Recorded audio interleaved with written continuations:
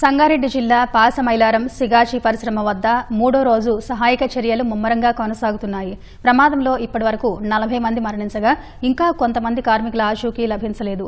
PCC chief Mahesh Kumar, రాష్ట్ర incharge Meenakshi నటరాజన్తో కలిసి పేలుడు జరిగిన ప్రాంతాన్ని మంత్రి దామోదర రాజనరసింహ పరిశీలించారు.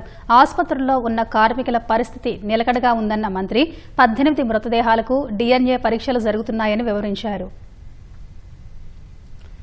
సంగారెడ్డి జిల్లా సిగాచి పరిశ్రమ వద్ద సహాయక చర్యలు మూడో రోజు కొనసాగుతున్నాయి. నిన్న రాత్రి వర్షం కురవడంతో కాసేపు నిలిచిన పనులు నిరంతరాయంగా నడుస్తున్నాయి. ఘటనా స్థలిని మంత్రి దామోదర రాజనరసింహ, పీసీసీ అధ్యక్షుడు మహేష్ కుమార్ గౌడ్, రాష్ట్ర వ్యవహారాల ఇన్ఛార్జ్ మీనాక్షి నటరాజన్, కాంగ్రెస్ సీనియర్ జగ్గారెడ్డి సందర్శించారు. ప్రాంతమంతా కలియదిరిగి ప్రమాద తీవ్రతను పరిశీలించారు. అప్పటికే పరిశ్రమ వద్దకు చేరుకున్న బాధిత కుటుంబీకులు మంత్రిని అడ్డుకున్నారు. తమ వారి ఆచూకీ చెప్పాలంటూ వాగ్వాదానికి దిగారు.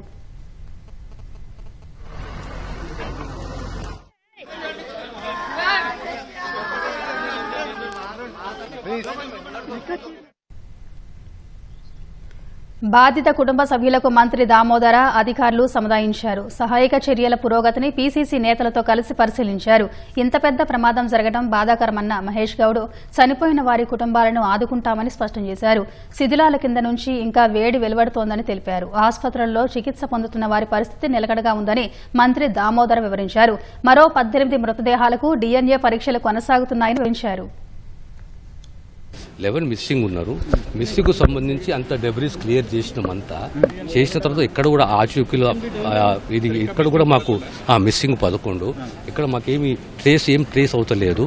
అయినా మా స్టేట్ డిజాస్టర్ ఫోర్సే కానీ అందరూ ఆ పనులనే ఉన్నారు. ఇంకోటి మా దగ్గర లిస్ట్ ఉన్నది, 47 మంది అంత లిస్ట్ ఉన్నది. మిగతా ట్రీట్మెంట్ 11 మంది మిస్సింగ్. దాన్ని కూడా సాయంత్రం మధ్యాహ్నం వరకు ఒక కూలికి వస్తుందని చెప్పి నేను విశ్వసిస్తున్నాను. ఇంత పెద్ద ఇండస్ట్రియల్ ప్రమాదము జరగడం ఇది ప్రథమము. బాధితులు లోపలికి పోనీయట్లేదంటే కొంత లోపల ఇంకా మంటలు హాట్ ఉంది, మేము తిరగడమే కష్టమైంది. సో పోలీస్ డిపార్ట్మెంట్ వారి జాగ్రత్తలు వాళ్ళు తీసుకుంటా ఉన్నారు. ఇంకా కొన్ని బాడీస్ ను ట్రేస్ చేయాల్సిన అవసరం ఉన్నది. ఆ కార్యక్రమం లోపల సజావుగా జరుగుతూ ఉంది. ఇప్పుడు అందరినీ లోపల అలౌ చేస్తే అసలు పని జరగదు కాబట్టి కొంత రెస్ట్రిక్షన్ పెట్టి ఉన్నారు. ఏది ఏమైనా ముఖ్యమంత్రి గారు ఇచ్చిన మాట ప్రకారము బాధిత కుటుంబాలని ఆదుకుంటాము. చనిపోయిన వారి కుటుంబాలని, పిల్లల్ని, వాళ్ళందరినీ కూడా ఆదుకునే బాధ్యత కాంగ్రెస్ పార్టీది.